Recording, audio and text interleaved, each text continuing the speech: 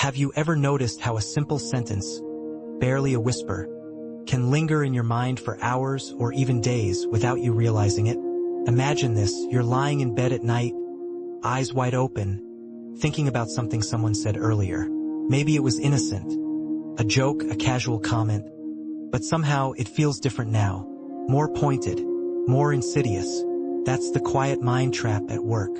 And tonight, I want you to experience it.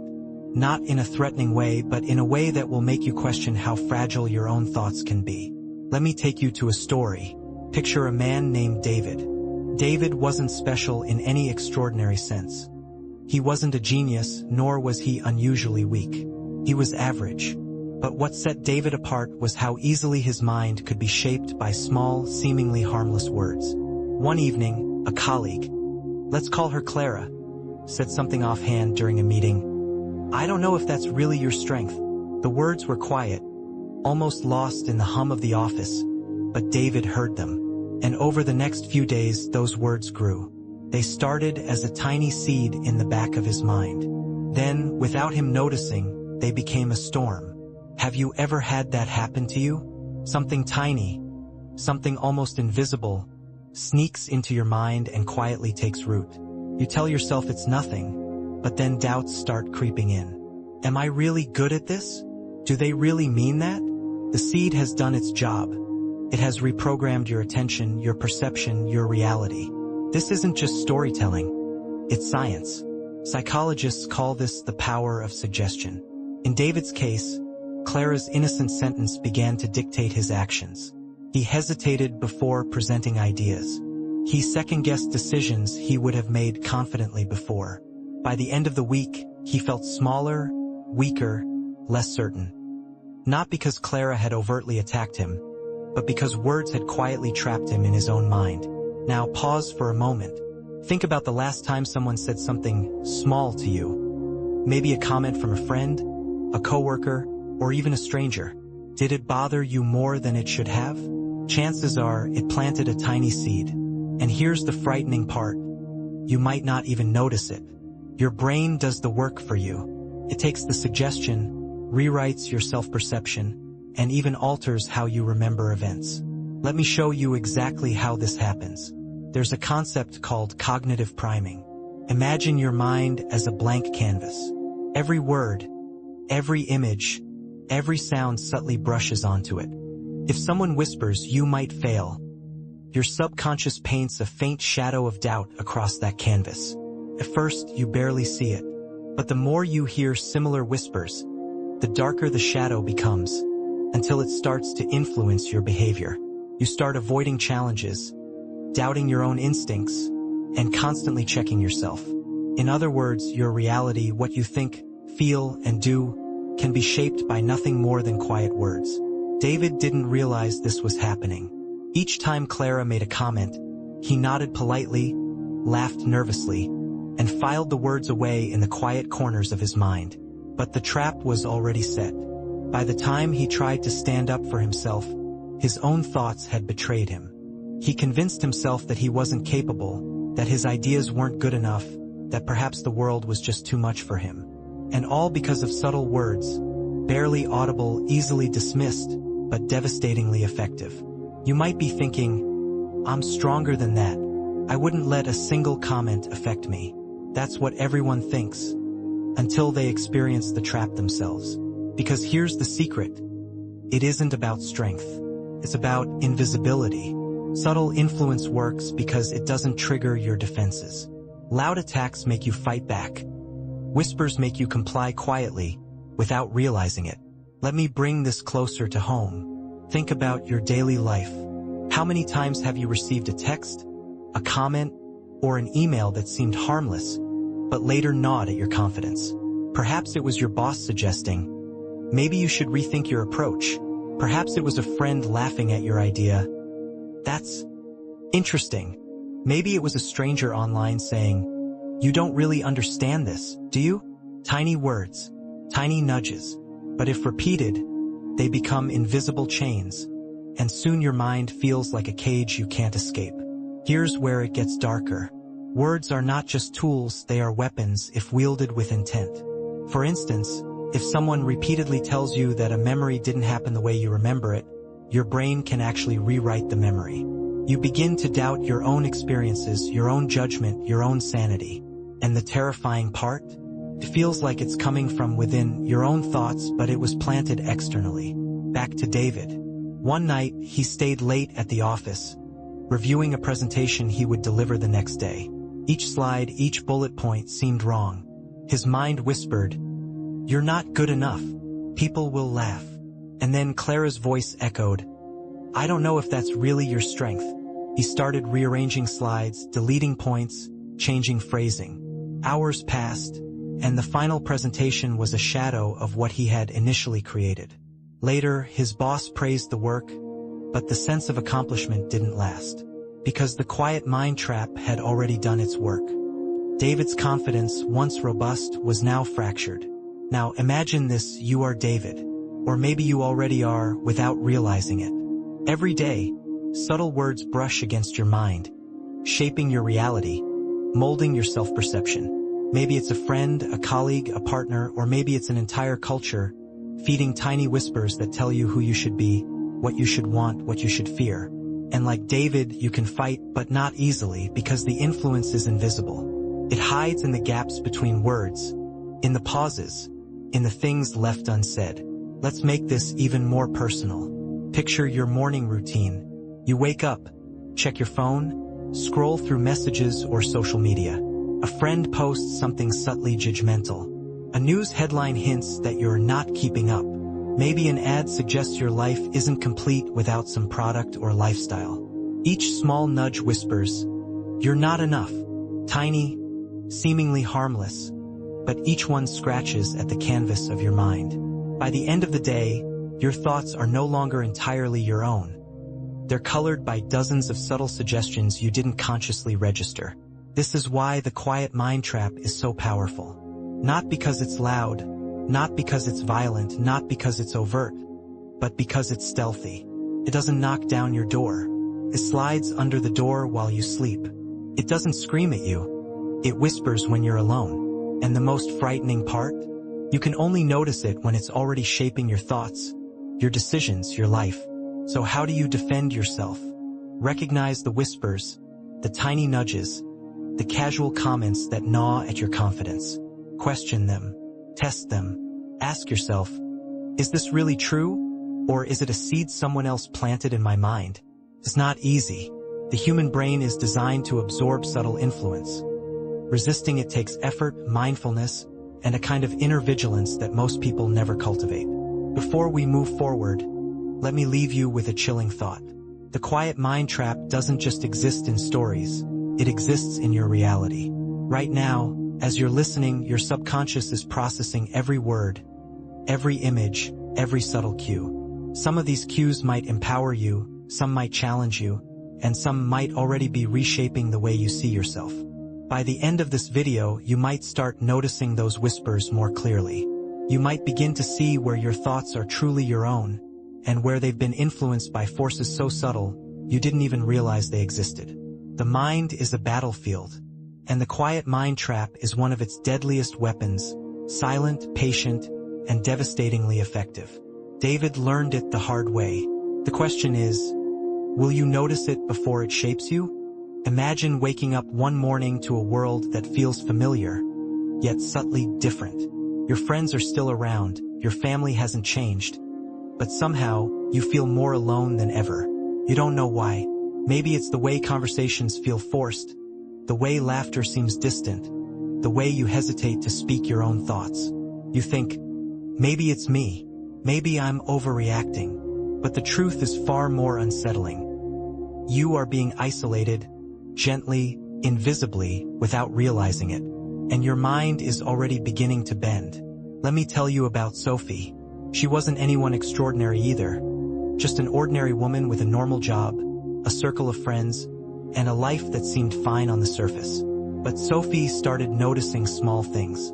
Her friends began canceling plans at the last minute, citing vague excuses. Her colleagues subtly excluded her from group projects, almost imperceptibly. Even her family started questioning her choices, not in loud, aggressive ways, but in soft, insidious tones. Are you sure you want to do that? Do you think that's a good idea? Each question felt caring, polite, innocent. And yet, Sophie felt a creeping unease she couldn't shake. You might be thinking, Sophie must have been imagining it. But here's the terrifying part. This is how isolation works. It doesn't shout at you. It whispers. It removes connections one thread at a time, so slowly that your brain accepts the absence as normal. Social psychologists call this gradual social exclusion. Your mind craves connection. When you're denied it in subtle, invisible ways, anxiety rises. Confidence shrinks.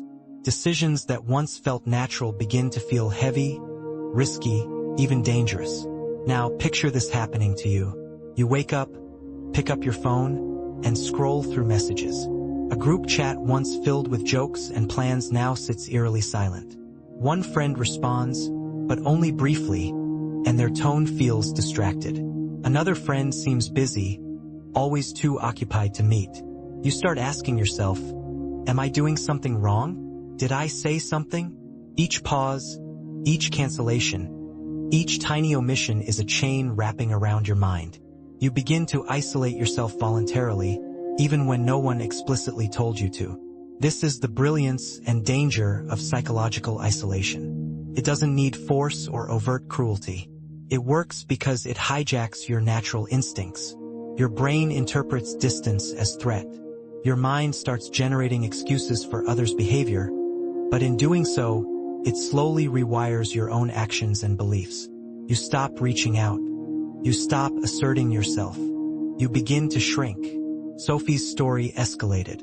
At work, she noticed subtle microaggressions. A colleague would forget to copy her on emails. Another would leave her out of casual team discussions. The effect wasn't dramatic, but cumulative. First, Sophie brushed it off. Then she began feeling anxious before every meeting, hesitant to contribute.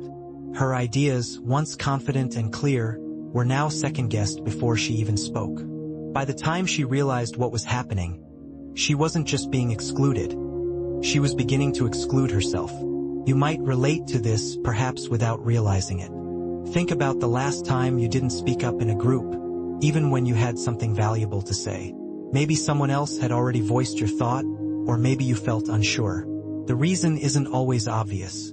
It's often invisible chains at work. Your confidence isn't gone because you lack skill. It's been subtly corroded by the gentle, almost imperceptible withdrawal of social support. Isolation doesn't just affect your mind, it affects your body too. Research shows that social exclusion activates the same regions of the brain that process physical pain. That loneliness, that creeping feeling of being unseen, is interpreted by your nervous system as a threat. Heart rate increases. Stress hormones rise. Sleep is disrupted. Your body reacts as if danger is present, even when it's just subtle manipulation in your social environment. Sophie's situation worsened. Friends who once offered reassurance now questioned her judgment at every turn. Her partner, who had seemed loving, started commenting on her quirks in ways that seemed gentle but were eroding her confidence. At home, she felt the same creeping doubt she felt at work. By the time Sophie realized she was being controlled, she felt trapped, but not physically.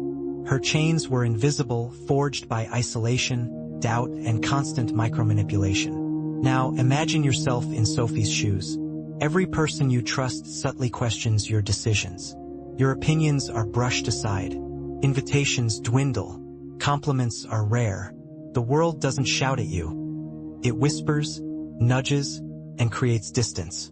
Your natural response is to internalize the silence, to blame yourself, to retreat. You are no longer fully aware of your own thoughts because your mind is adapting to isolation. The environment has reshaped your internal reality. Here's where the dark genius of isolation becomes clear. When you are alone, even emotionally, you become more suggestible. You're more likely to accept ideas from the few voices that remain in your life. A subtle nudge from someone in a position of influence, maybe you shouldn't do that, feels reasonable. You comply. You obey. You begin to trust the manipulator more than yourself. And all of this happens quietly, invisibly, without physical force. You have to ask, Where do these invisible chains show up in my life? Perhaps at work, where colleagues subtly undermine your confidence. Perhaps among friends, where social exclusion is masked as just being busy. Maybe in online communities, where comments and messages plant seeds of doubt. Even in your own mind, memories of past failures can be subtly twisted into evidence that you don't deserve connection or success. Every neglected invitation, every small criticism, every overlooked opinion is a link in the chain. Sophie's story reached its peak one evening. She tried to reach out to a friend she hadn't seen in weeks. The response was cold, almost dismissive. Her heart sank, her stomach tightened, and she began questioning everything she had done for years. The invisible chains had worked. They didn't need to yell. They didn't need to hit.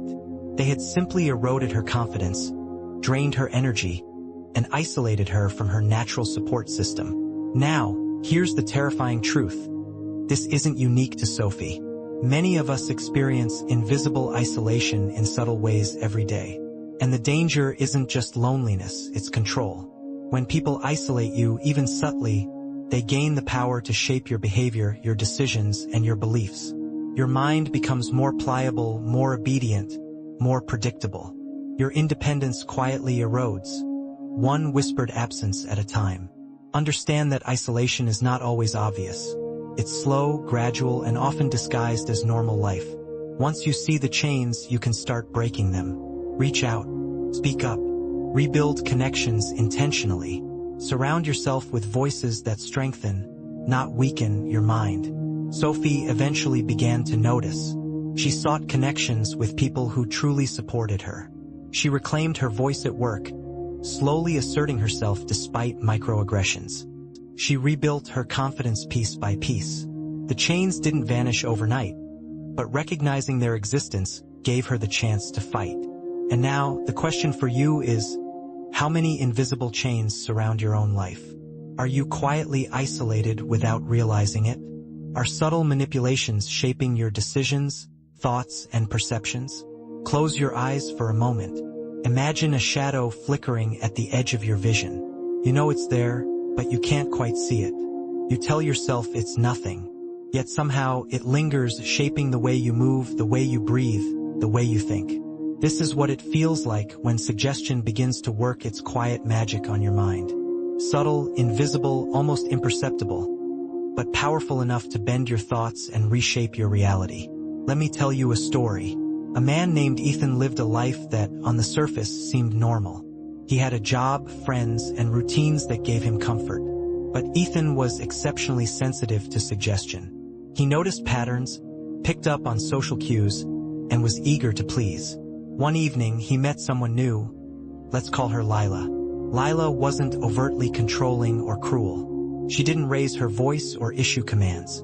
Instead, she spoke in hints, suggestions, and small remarks that seemed almost casual. "Do you really think that's the best choice?" she asked once, while Ethan debated whether to take a new job. "Maybe you should wait before deciding," she said another time, when he considered moving apartments. These words, seemingly harmless, began to lodge in Ethan's mind. First, he ignored them, but like water dripping on stone, repetition wore him down. Each suggestion seemed reasonable, rational, and even caring. And slowly, Ethan started doubting his own judgment. His thoughts became entangled with Lila's subtle influence. Now, imagine this from your perspective. How often do you hear suggestions from friends, colleagues, or even strangers? Small hints, casual opinions, gentle nudges. They might seem irrelevant or polite, but your mind has a remarkable capacity to internalize them, turning them into guiding principles without your conscious permission. The shadows are whispering, and you might not even notice. Psychologists call this covert suggestion. Unlike commands or direct instructions, which trigger resistance, covert suggestion bypasses your conscious defenses. Your subconscious absorbs the input as if it were your own idea. This is why marketing, politics, and even everyday interactions rely on subtle suggestion to influence behavior. The most dangerous part is that suggestion feels like your own choice. You think, "I decided this myself," when in reality, your thought has been carefully nudged, shaped, and guided. Back to Ethan. Over several weeks, Lila's words began to dominate his internal dialogue. He would rehearse arguments in his mind, second-guessing every plan. When he considered talking to a friend about a problem, he paused, asking himself, is this really a good idea? What if Lila is right? His choices, once confident and spontaneous, now required her invisible approval. Have you ever experienced this? Maybe you didn't have a Lila, but think about moments when someone's opinion seemed to carry more weight than your own judgment. Maybe it was a coworker, a teacher, a partner, or a parent. Perhaps their words weren't aggressive, but subtle. So subtle that your mind accepted them as truth. These whispers can steer your thoughts, decisions, and even your identity, without leaving a mark that's visible to others. Suggestion doesn't always appear as a question.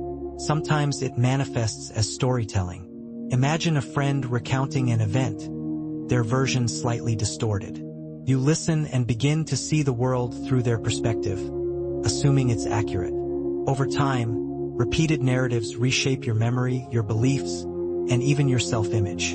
The shadows of suggestion creep in, and suddenly your reality is no longer entirely your own. Ethan's life became a maze of doubt.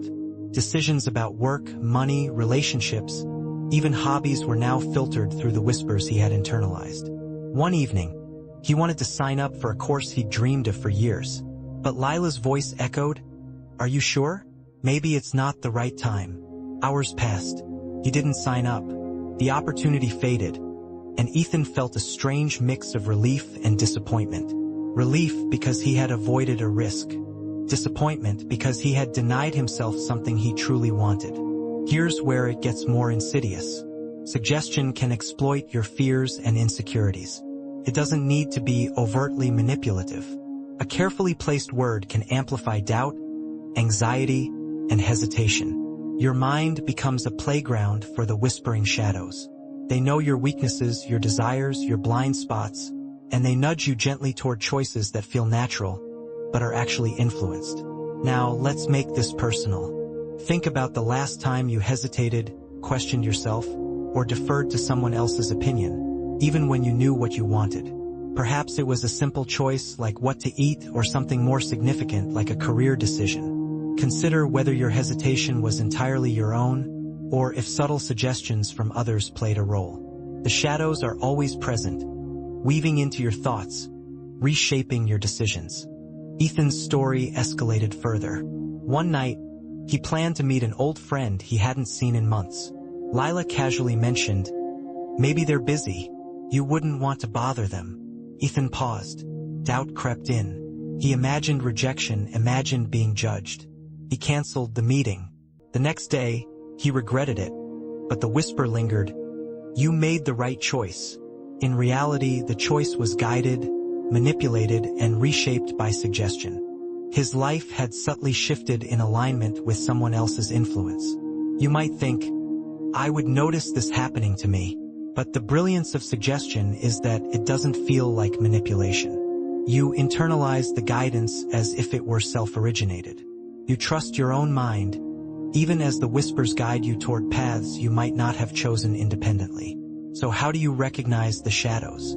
Start by identifying moments of hesitation, doubt, or second-guessing. Ask yourself, whose voice am I really hearing? Is this my thought, or a suggestion I absorbed? Pay attention to repeated patterns, words, hints, or narratives that slowly shape your behavior. Subtle influence often comes from trusted sources, making it even harder to detect. There's a deeper layer too. Suggestion doesn't just shape decisions. It shapes identity. Over time, repeated whispers can alter how you perceive yourself. Ethan began believing he was indecisive, cautious, and risk-averse, traits he hadn't held before. The shadows didn't just influence his choices, they altered his self-image. Your mind, under constant suggestion, can be reprogrammed in ways that feel organic, but are carefully guided by external cues. Now, picture your own life as a stage. On the stage, you are surrounded by shadows. Friends, colleagues, media, voices from your past.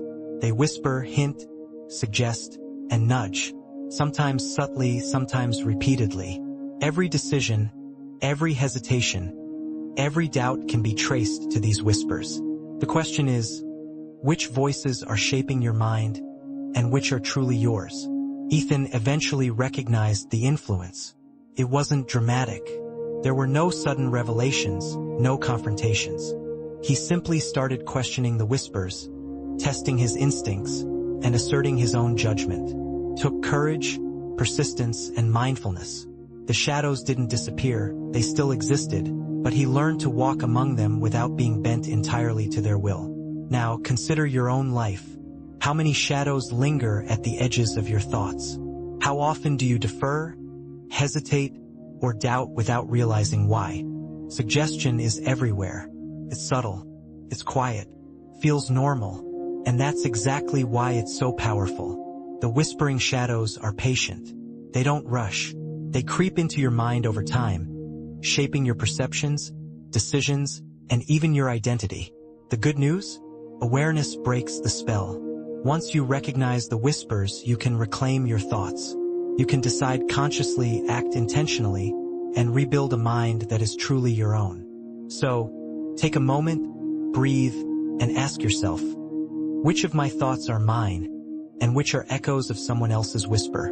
Recognizing the shadows is the first step to walking free from them. And once you do, you'll never view the world or yourself the same way again. Have you ever remembered something clearly, only for someone to tell you it didn't happen that way? At first, you might shrug it off. But then the doubts creep in. Was your memory wrong? Did you misinterpret things? Suddenly, you feel unsteady, unsure of what's real. That creeping uncertainty can silently take over your mind, reshaping how you see yourself, your choices, even your world. Let me tell you a story. Meet Alex. Alex had always trusted his own judgment. He remembered events, conversations, and even small details with surprising accuracy. But then he started noticing subtle inconsistencies with a close partner, someone he trusted deeply. At first, they were tiny. Did you really say that? Or, I don't think that happened like you remember. Alex laughed it off at first, assuming it was a joke or a lapse in their memory. But the comments kept coming. Slowly, day after day, the small doubts started to seed themselves in Alex's mind. Imagine yourself in Alex's place. You remember leaving a meeting at 2:30 p.m., but someone insists it was 3 p.m. You know it's 2:30 p.m., yet a flicker of doubt appears. Did you misread the clock? Did you forget? That flicker grows, tiny at first, like smoke curling in a quiet room. You tell yourself, maybe I misremembered, and with each passing day, that smoke thickens, clouding your confidence in your own memory, your own thoughts, your own perception. Alex's partner wasn't aggressive. They didn't shout or yell. They simply questioned him in subtle, insistent ways.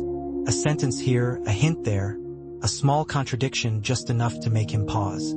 First, he brushed it off. But soon, he began documenting events, double-checking everything, second-guessing himself constantly. By the end of a few months, Alex didn't trust his own mind the way he used to. Decisions that once came naturally now required validation from someone else. Now, picture this in your own life. How often have you hesitated because someone made you doubt your memory or judgment? Maybe it was a colleague who disagreed with your version of events, a friend who subtly corrected you in front of others, or a partner whose casual remarks left you questioning your own instincts. These moments might seem small, even insignificant, but cumulatively, they can reshape your perception of reality. Here's the most unsettling part. When your mind begins to doubt itself, it becomes vulnerable. Vulnerable to influence, manipulation, and control. The process doesn't require harsh words or loud confrontations. It works quietly, insidiously over time.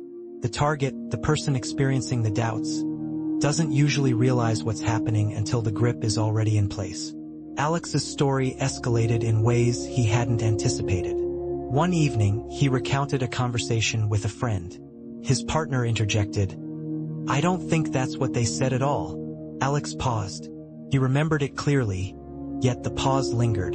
That night, he went over the conversation in his mind again and again, replaying every word. By morning, he felt exhausted, uncertain, and small. The doubt had worked its way from a fleeting thought into a persistent shadow over his own judgment. Have you ever felt that same creeping exhaustion? That sense that your own mind might be betraying you? It's not just fatigue. It's the cumulative effect of repeated subtle questioning. Your brain begins to monitor itself constantly, searching for errors, second-guessing every decision, replaying conversations like a broken record. And all the while, the person creating the doubts may remain calm, even caring, as they quietly manipulate perception. This is where the danger becomes personal. The longer these patterns continue, the more they shape your behavior. You stop asserting yourself. You start seeking validation before making choices. You begin to accept someone else's version of events over your own memory. Imagine waking up one day and realizing you don't trust the person staring back at you in the mirror because their own thoughts feel unreliable. That's where Alex ended up, caught in a maze of uncertainty with walls built from the shadows of other people's words. Now, consider the ripple effects. Every decision you make, every plan you consider, is filtered through doubt.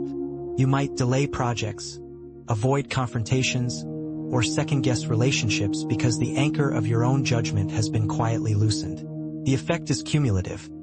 Each small inconsistency, each gentle correction, each questioning remark chips away at the foundation of certainty in your mind. Soon, you aren't just questioning events, you're questioning yourself. Alex tried to push back. At first, he argued, insisted, tried to defend his memory. But the more he argued, the more tired he became. Every challenge seemed to create new contradictions. Maybe I am wrong, he whispered to himself late at night, staring at the ceiling, replaying events that had once felt straightforward. That single thought, maybe I am wrong, became a trigger, a key turning point in the quiet erosion of his confidence. You might recognize the sensation, that faint whisper of uncertainty that appears when you remember a conversation differently than someone else insists. It's terrifying because it feels like your own mind betraying you. Yet in reality, it's the product of small, repeated influences. Each tiny doubt is a lever, and over time, your own thoughts are the machinery being pulled. Here's something even more chilling.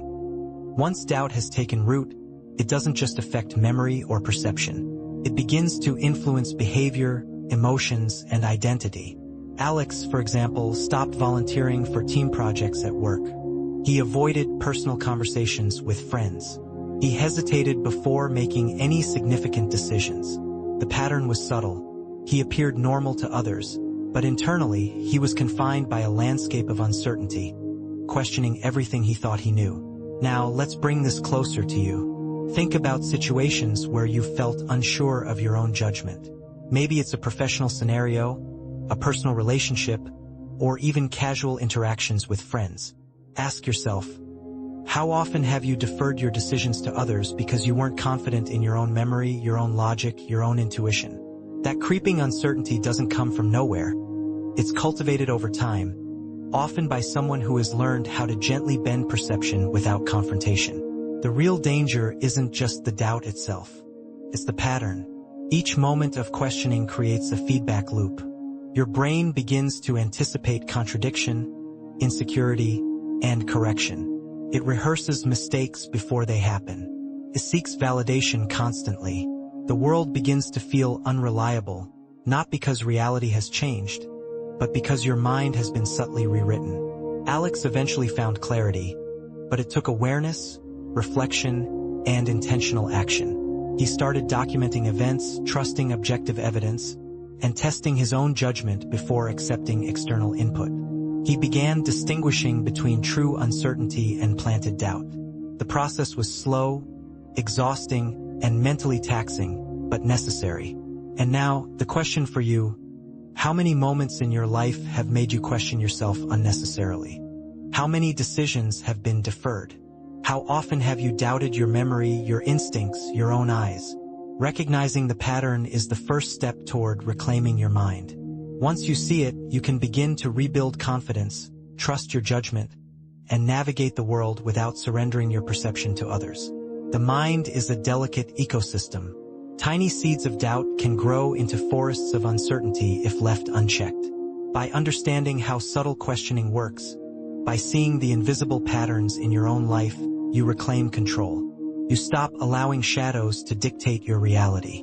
You begin to trust yourself again. Alex learned the hard way that questioning doesn't need force to be devastating. A gentle, persistent shadow is enough to bend reality in ways that feel completely natural. And now the challenge is yours. Observe, reflect, and reclaim. Your own mind is the only territory you cannot afford to lose, because once doubt takes hold, everything else, decisions, relationships, opportunities, begins to tilt beneath its weight.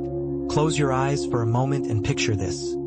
You wake up to a normal day, but there's a tight knot in your stomach. You can't explain why. It isn't the alarm clock, the traffic, or your workload. Something is off. Your thoughts race, your chest tightens, and suddenly even small decisions feel overwhelming. You're not imagining it. This is how fear can slowly take control, quietly turning your life into a prison you don't even see. Let me tell you about someone named Marcus.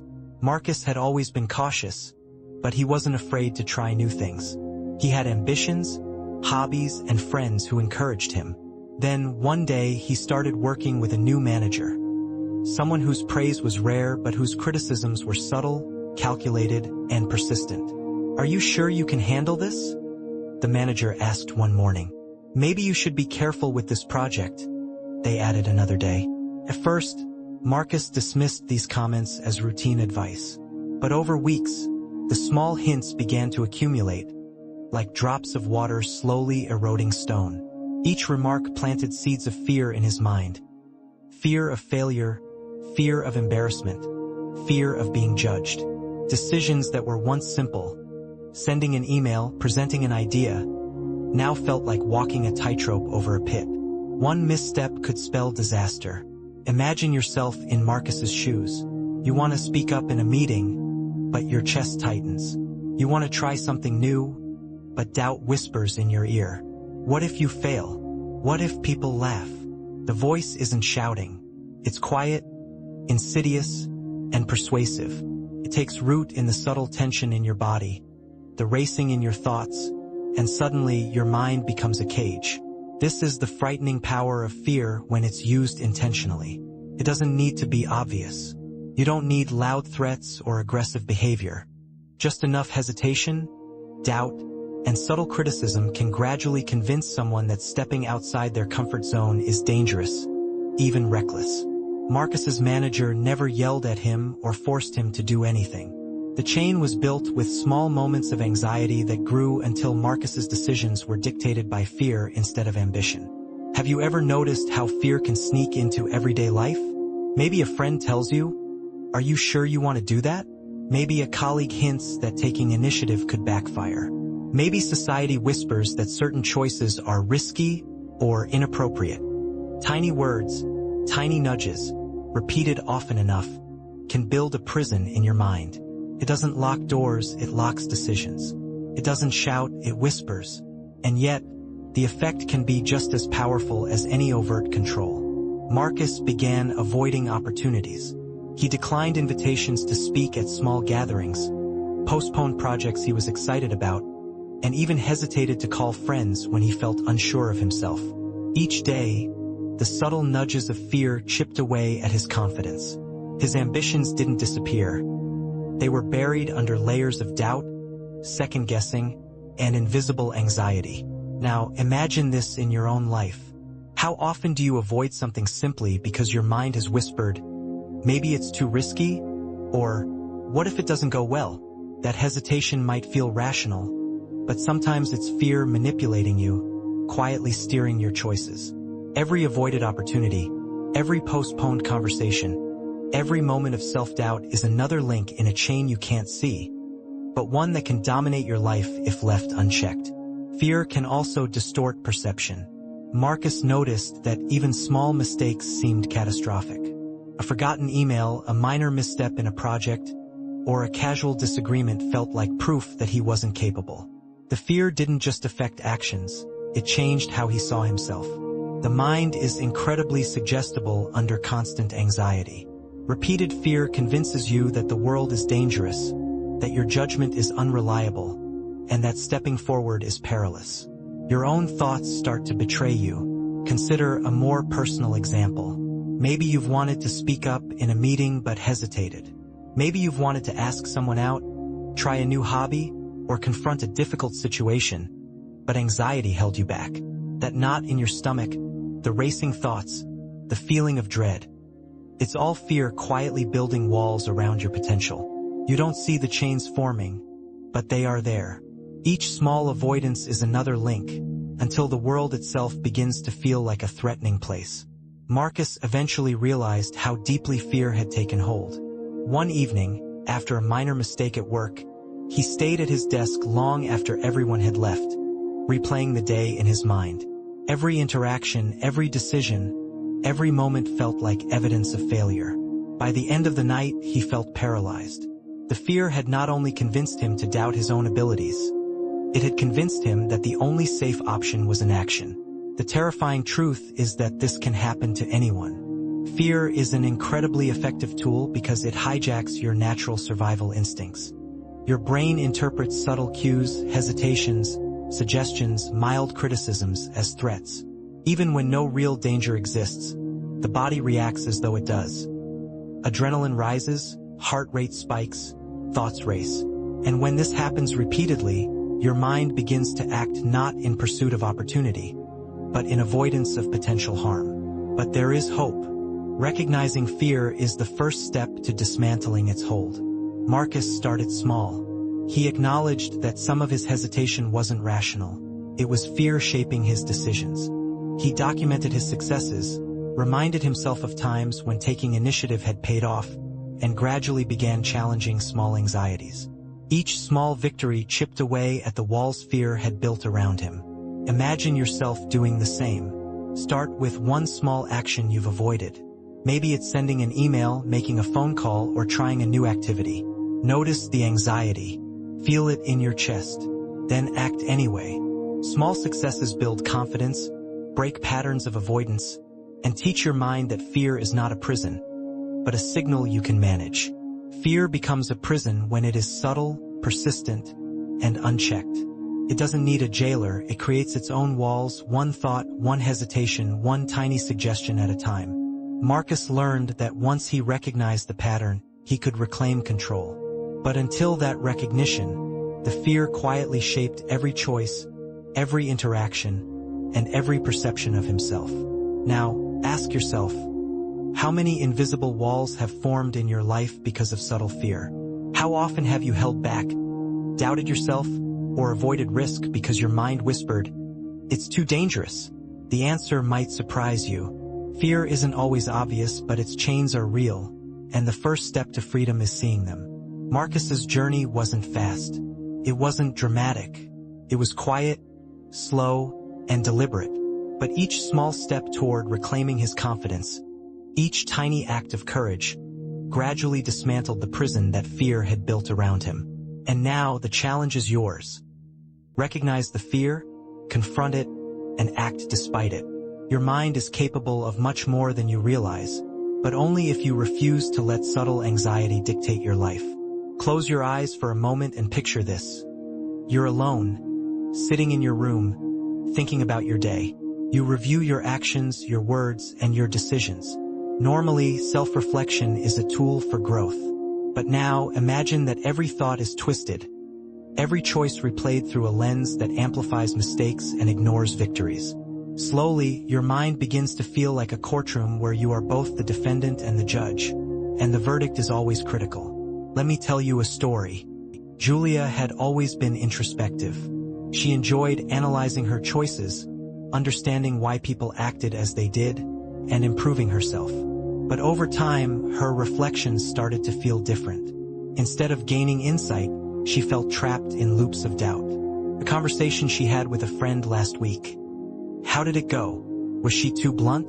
Did she say the wrong thing? She replayed the exchange again and again, each time noticing things she hadn't the first time. Each thought became a small accusation. You should have said this. You shouldn't have done that. You weren't careful enough. At first, Julia tried to rationalize it. Everyone overthinks sometimes, but the pattern intensified. She began to question not just interactions, but her intentions, her emotions, and even her goals. Every decision was dissected for flaws, every memory scrutinized for errors. Slowly, her confidence eroded. What was once self-awareness became self-doubt. Now, imagine yourself in Julia's position. You start your day by reviewing what happened yesterday. Did you respond correctly in a message? Did you handle a situation appropriately at work? Did you offend someone without meaning to? Every thought is valid, yet your mind twists each one into a subtle criticism. Over time, you stop trusting your instincts because the habit of second-guessing has taken over. Decisions that were once simple now feel impossible. This is how reflection can be weaponized against you, not by someone else, but by the way your own mind is trained to replay scenarios obsessively. Small, subtle inputs from outside, comments, criticisms, or even casual observations, can embed themselves into your thinking. When your brain reviews interactions, it doesn't just recall events. It interprets them through doubt, emphasizing mistakes, minimizing successes, and turning harmless situations into evidence of inadequacy. Julia's story escalated further. One evening, she tried to plan a weekend trip with friends. She recalled a minor disagreement from the past and instantly questioned whether her friends even wanted her around. Maybe I'm overstepping. Maybe they won't enjoy it with me there, she thought. Hours of imagining scenarios passed before she even contacted anyone. By the time she decided to reach out, the opportunity had passed, and her anxiety had drained her energy. Her reflection, once a source of clarity, had become a prison of indecision. Have you ever felt this way? You analyze a conversation, replay it mentally, and convince yourself that everything you did was wrong, even when evidence suggests otherwise. This isn't imagination. It's the natural mind twisted by subtle influence and habit. When repeated often, it can make you question your judgment, your character, and even your worth. The danger lies in the slow accumulation. Each time Julia doubted herself, the pattern reinforced itself. Her brain became conditioned to focus on errors rather than successes. Her self-esteem declined quietly, invisibly. By the time she recognized the problem, she was avoiding situations she once enjoyed, second-guessing every decision, and even feeling disconnected from her own thoughts. Now, let's make this personal. Think about your own internal monologue. How often do you replay past events and focus on what went wrong rather than what went right? How many times have you turned a minor mistake into evidence that you're incapable or flawed? This process isn't just habit, it's subtle conditioning. Over time, your mind begins to interpret every action as insufficient, every choice as flawed, and every interaction as proof that you're not enough. Julia eventually realized what had happened. It wasn't an outside person controlling her. It was her own thinking, trained by patterns of doubt and small external nudges, working against her. She began challenging her internal narratives, asking, is this really a mistake? Or am I exaggerating? Am I interpreting this correctly? She learned to track evidence objectively, acknowledge accomplishments, and treat her thoughts like hypotheses to test, rather than absolute truths. Imagine yourself taking the same steps. The first time you notice your mind twisting your reflection, pause. Ask yourself whether your thoughts are accurate or distorted. Challenge the assumptions that say you're inadequate. Document your wins, even small ones, and revisit them when doubt creeps in. By turning observation into deliberate practice, you reclaim self-reflection as a tool for growth rather than a trap. The most frightening aspect of this pattern is how subtle it can be. You might not notice it for months or even years. Slowly, your mind rewires itself to focus on negative possibilities, replay errors, and magnify tiny missteps. Decisions are delayed, interactions are avoided, and confidence diminishes. Not because of external force, but because your mind is interpreting reality through a lens of suspicion and self-doubt. Julia's turning point came gradually. One morning, she realized she hadn't spoken to her closest friends in weeks because she had convinced herself they would judge her. She paused, reflected honestly, and took a small action. A text.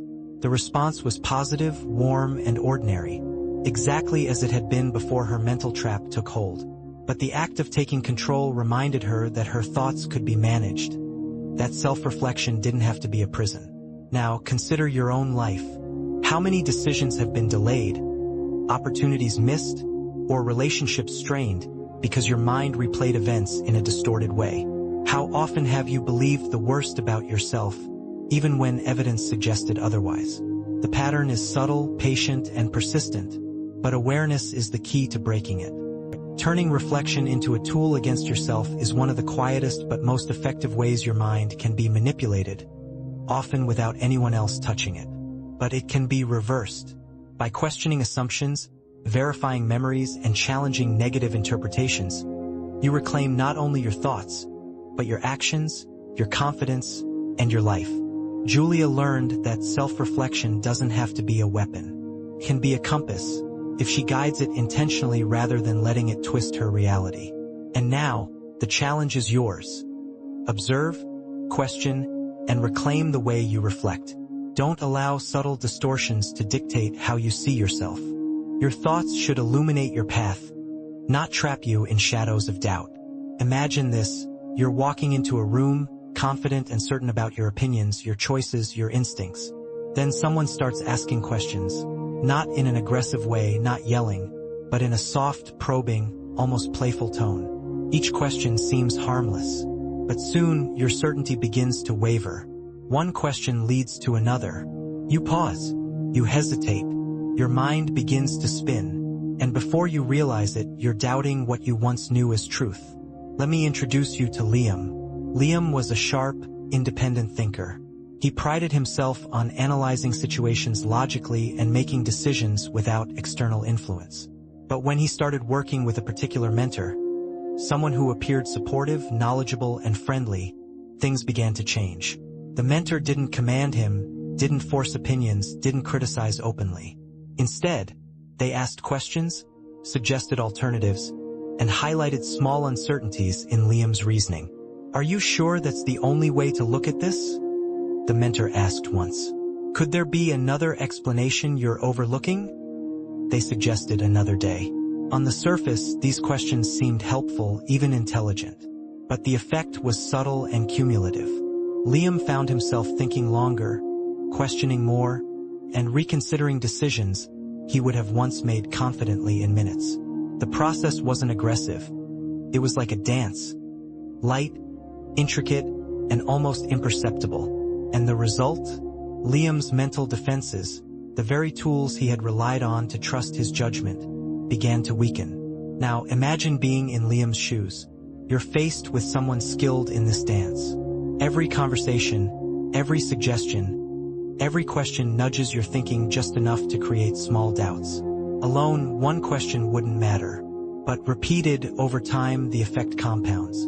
Your confidence erodes, your decisions are delayed, and your instincts, once reliable, feel shaky. The world begins to feel more complex, more uncertain, more overwhelming than it truly is. This is how confusion can be used as a subtle tool to influence someone's mind. It doesn't require force, aggression, or threats. All it needs is skillful observation, well-placed questions, and patience. Your own mind becomes the battlefield, and the seemingly harmless dance of dialogue slowly chips away at your mental armor. Liam's story escalated. Over months, he noticed changes in his behavior. Decisions that once came naturally were now agonizing. He would sit in meetings, replaying arguments and evaluating alternative scenarios endlessly. Even simple choices, what to say in a casual conversation, how to respond to an email, felt fraught with potential mistakes. The person asking questions wasn't dictating answers, but Liam's mind had become the captive stage where uncertainty performed its relentless dance. Have you ever experienced this yourself? Perhaps a friend, colleague, or mentor asks repeated questions that feel helpful, but afterward you leave the conversation unsure of yourself. Perhaps a casual discussion suddenly spins into hours of reconsideration. Or maybe someone points out nuances you hadn't considered, and soon your original perspective feels flimsy, even wrong. Confusion isn't loud. It doesn't need dramatic confrontation. It whispers, nudges, and entangles your thinking until the clarity you relied upon disappears. The danger lies in the subtle erosion of trust in your own judgment. Liam had always been decisive. His friends relied on his opinions. His colleagues respected his insights. But under the slow, patient dance of questions and gentle contradictions, he began relying on external cues more than his instincts. The moment you start doubting yourself consistently, you create space for influence that can extend into every aspect of life. Relationships, work, hobbies, and even personal values. Imagine your mind like a castle. At first, the walls are strong, the gates guarded. But subtle confusion is like a skillful infiltrator, asking questions through the gates, examining weak spots, and planting seeds of doubt. Each seed may seem insignificant, but over time, it grows into creeping vines, winding through your thoughts, destabilizing the foundation. Decisions become slower. Confidence becomes fragile. You question everything, from your past choices to your future plans, because the once solid defenses of your mind have been tested, and cracks appear. Liam began noticing the psychological toll. He felt exhausted, his focus scattered, and his confidence diminished. Even when he wanted to act decisively, a small hesitation would arise. Am I considering all possibilities? Have I missed something important? The questions weren't wrong, they were valid, but their repetition and the skill with which they were presented made them a tool of control over his own mental clarity. Now, let's make this relevant to you. How often do you leave a conversation unsure of what you truly believe? How often do repeated questions, suggestions, or nuanced comments make you hesitate, rethink, or even abandon your original decisions? The technique doesn't have to be malicious.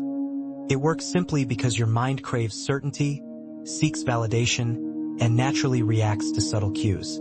Confusion can even extend to emotional perception. Liam noticed that not only did he second-guess decisions, but he also doubted how he felt. Did he genuinely enjoy an activity, or was it simply influenced by what the mentor suggested? Did he truly like a friend's company, or was his perception shaped by subtle hints and observations? The dance doesn't just manipulate decisions, it manipulates perception itself, making you question even your own experiences. The most insidious aspect is that the person conducting the dance doesn't need to be malicious. They may appear helpful, intelligent, supportive, even kind, and that is why it works so well. Your mind trusts them because the influence feels reasonable, fair, and rational. You believe you are considering options, exploring perspectives, and improving your thinking, but in reality, the repeated, skillful probing is eroding the certainty you once relied upon. Liam eventually began recognizing the pattern. He noticed that after certain conversations, he felt exhausted, unsure, and hesitant. He started journaling decisions, noting which thoughts were genuinely his and which were influenced by repeated questioning. Step by step, he rebuilt his mental clarity. The dance didn't vanish, it still occurred, but by tracking his own thoughts and reaffirming his judgment, he regained control over decisions and perception. Now, consider yourself.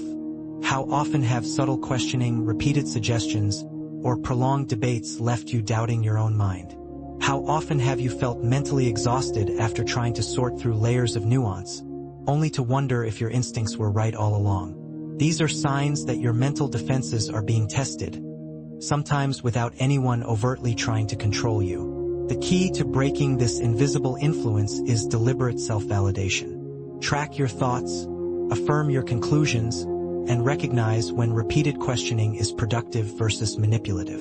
The dance may continue around you, but your mind doesn't have to be the stage where uncertainty performs unchallenged.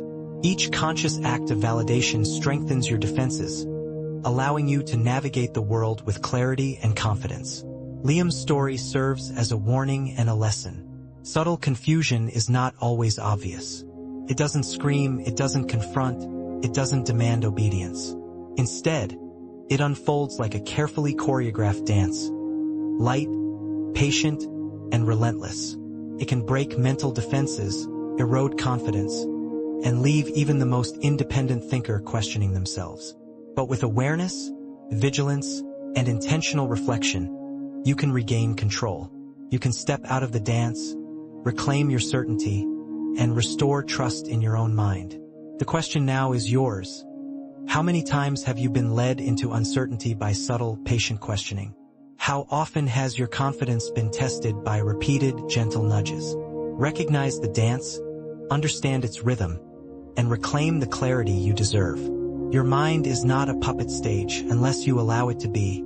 Imagine this: you're going about your day, making choices you believe are entirely your own. You decide what to eat, what to say, what projects to tackle, and which friends to spend time with. Everything seems natural, autonomous. But what if I told you that subtle, almost invisible nudges can steer your decisions without you realizing it? That the choices you believe are yours may, in fact, be quietly shaped by the environment and the people around you. Let me tell you about Naomi. Naomi was organized, independent, and self-assured. She prided herself on making decisions based on her own logic and preferences. But in her workplace, she began noticing strange patterns. The office layout, casual comments from her supervisor, and the way tasks were presented all seemed benign at first. But gradually, Naomi noticed she was choosing projects and following routines she hadn't initially intended. Started small. A colleague suggested she take on a particular assignment because you'd be perfect for it. Naomi initially hesitated, but the compliment made her feel obliged. Another day, the manager casually remarked, "I usually trust people like you to handle this." Naomi thought she was making an autonomous choice, but her decision was subtly influenced by the expectation embedded in the comment. Now, imagine yourself in Naomi's shoes. How often do small hints, compliments, or casual suggestions influence what you do? How often do you follow recommendations because they feel reasonable, or because someone you respect hints it's the right move? These nudges may seem harmless, even helpful, but they are remarkably effective at guiding behavior without overt force. Psychologists call this incremental influence, where repeated subtle cues shift your behavior gradually. Unlike direct commands which trigger resistance, small nudges are insidious. They feel natural, even voluntary. You believe you are acting on your own reasoning, when in reality, the architecture of your environment, combined with carefully placed suggestions, is shaping your actions. Naomi's story escalated over time. Her supervisor rarely instructed her directly. Instead, each suggestion, each remark, and each social cue guided her toward the desired actions. She started volunteering for tasks she wouldn't have chosen before. She adopted habits and schedules suggested indirectly. And yet, to Naomi, it felt like her own idea. The subtle nudges were working perfectly, unseen, quiet, and profoundly effective. You can relate this to your own life. Think about moments when you followed advice, conformed to suggestions, or agreed with someone because it seemed reasonable.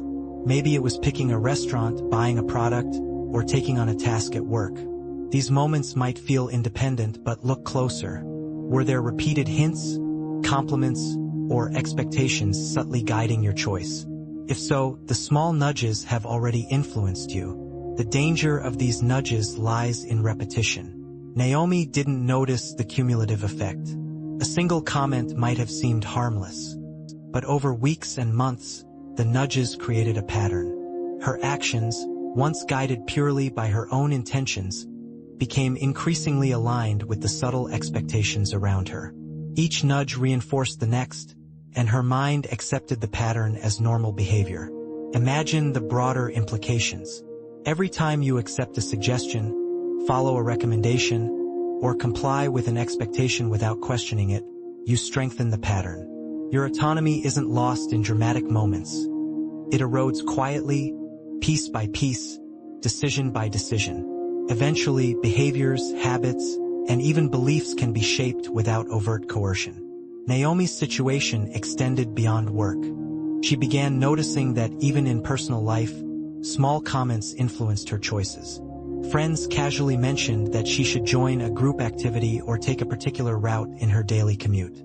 Each suggestion seemed insignificant, yet cumulatively, Naomi noticed she was changing routines and decisions she hadn't consciously intended to. The influence was subtle but undeniable. Now, let's make this personal. How often do you comply with suggestions from authority figures, peers, or even strangers simply because they are framed as reasonable or expected? How often do you go along with routines, habits, or decisions without realizing the nudges guiding you. This is the unseen architecture of compliance, small, consistent, and powerful. The psychological mechanism is fascinating. Your mind craves ease and consistency. Repeated nudges provide a kind of cognitive shortcut. It's simpler to follow the suggestion than to critically evaluate every decision. You feel rational, autonomous, and competent, even as your choices are guided by subtle external cues. Over time, the mind begins to accept this guidance as self-generated, making the pattern almost invisible. Naomi eventually became aware of the effect. She noticed how often she defaulted to suggestions and began tracking her decisions, which choices were truly hers and which were subtly guided. By labeling the influence, she began reclaiming autonomy.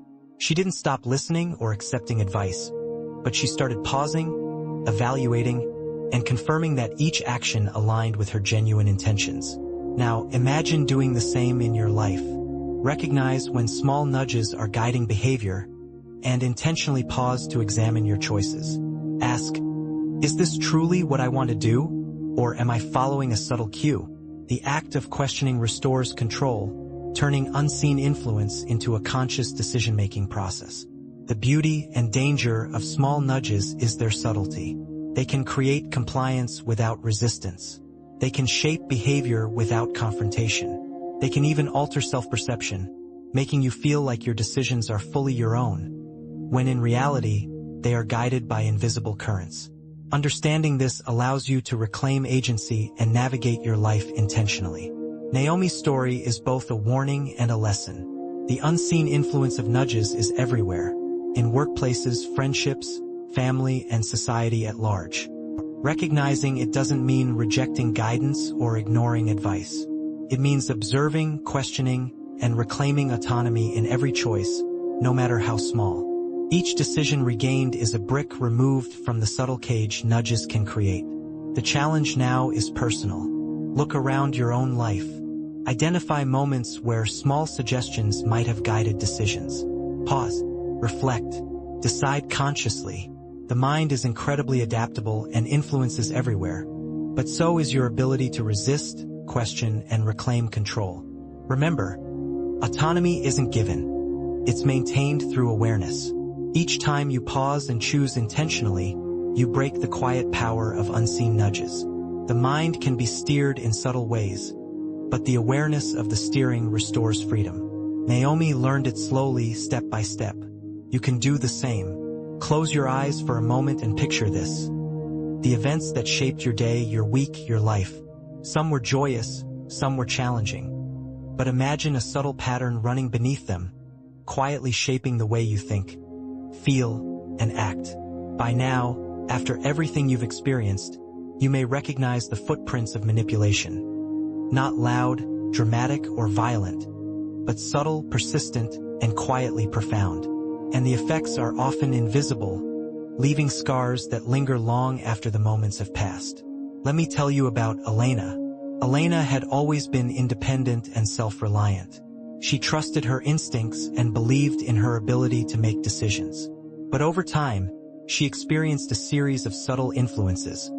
Friends who gently questioned her memory, colleagues who nudged her decisions, partners who sowed doubt in quiet ways. At first, the moments seemed insignificant. A remark here, a suggestion there, a question that lingered. But slowly, the cumulative effect began to show. Imagine yourself in Elena's place. You notice that your confidence doesn't feel the same. Decisions that were once simple now seem fraught with danger. You second-guess yourself constantly. You replay conversations, analyze interactions, and doubt your instincts. What once felt like autonomy now feels fragile, like walking on glass. The subtle influences have left marks on your mind, marks that are unseen, yet undeniable. The scars Elena carried weren't physical, but they were profound. She noticed that she avoided opportunities she once would have embraced. She hesitated before expressing herself. She doubted her judgment even in areas where she had previously excelled. These invisible scars altered the way she interacted with the world, quietly shaping her behavior, choices, and self-perception. You may recognize this in your own life. How often do you hesitate to speak up, fearing judgment or mistake? How often do you replay events, focusing on flaws instead of successes? How often do you let doubt dictate decisions that once would have been natural? These are the lingering effects of subtle manipulation, patterns that can persist long after the immediate influence has passed. Elena's story deepened further. She realized that even her personal relationships were affected. Trust became difficult. She questioned whether her friends or loved ones genuinely valued her judgment. She noticed that past subtle influences still echoed in her mind, quietly undermining her confidence. Even when no one was actively influencing her, the scars remained, shaping her responses, her choices, and her self-image. Now, imagine yourself observing your own life. How many invisible scars have formed from subtle, persistent influences? How many times has a small nudge, a repeated doubt, or gentle criticism left you questioning your worth or your decisions? The danger of these scars is that they are hard to detect. They don't scream or demand attention. Instead, they silently shape your perceptions, reactions, and behaviors over time. The most insidious effect is the way these scars alter identity. Elena found that she wasn't just doubting decisions. She was doubting herself, her core beliefs, the instincts she once trusted, and the confidence she once felt became entangled with the echoes of past subtle influences. This isn't about weakness. It's about how powerful the mind is when repeatedly exposed to carefully placed doubt. Even the most resilient person can develop invisible scars under the right conditions. You might ask, can these scars be healed? Elena's journey shows that they can, but it requires conscious effort. She began observing the patterns, acknowledging where subtle influence had shaped her choices and doubts. She started documenting decisions and separating moments of genuine judgment from moments shaped by external nudges.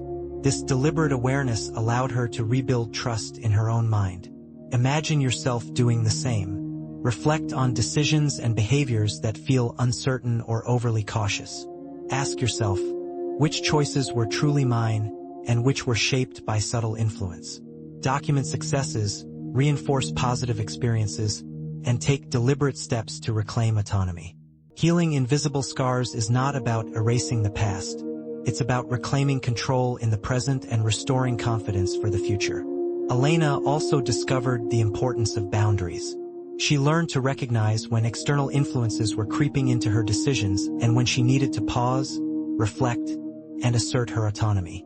Whether in personal relationships, work, or social situations, setting mental boundaries allowed her to protect her mind from future subtle manipulations and slowly repair the invisible scars that had accumulated over time. Now, consider your own life. How many choices have you deferred? How many interactions have left you questioning yourself unnecessarily? How often have doubts lingered long after a conversation ended? These are signs that subtle influences have left their mark. Recognizing the scars is crucial. Not to blame yourself, but to take action to reclaim your confidence, restore trust in your judgment, and live deliberately. The invisible scars don't vanish instantly. They persist in thought patterns, behaviors, and emotional responses. But with awareness, deliberate reflection, and conscious action, they can be diminished. Elena learned that every decision she took intentionally, every moment she trusted herself, and every boundary she set was a step toward healing. Slowly, she began to feel confidence returning, clarity in decision-making, and trust in her instincts. This is your challenge. Look at your own life and identify the subtle influences that may have shaped your mind. Notice patterns of doubt, hesitation, and overthinking. Recognize that these are scars, marks left by small, persistent pressures, but marks that you can actively work to heal. With awareness, intention, and consistent action, you can reclaim your mind, restore your confidence, and regain control over the choices and decisions that define your life. The mind is resilient, but it is also impressionable. Subtle, persistent influences can leave lasting impressions, shaping decisions, behaviors, and self-perception. But you have the ability to notice, resist, and rebuild. Like Elena, you can transform invisible scars into lessons, reclaim autonomy, and restore the trust and confidence that manipulation tried to erode.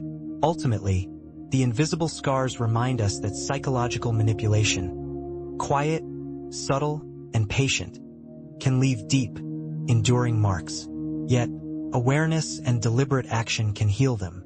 The journey is gradual, sometimes difficult, but always possible. By recognizing the influence, reclaiming control, and trusting yourself again, you ensure that the shadows of the past do not dictate your future. The question now is personal. How will you reclaim your mind from the invisible scars that linger? How will you trust yourself, rebuild confidence, and step into life with clarity and purpose? The choice is yours, and for the first time, you can make it entirely on your own terms.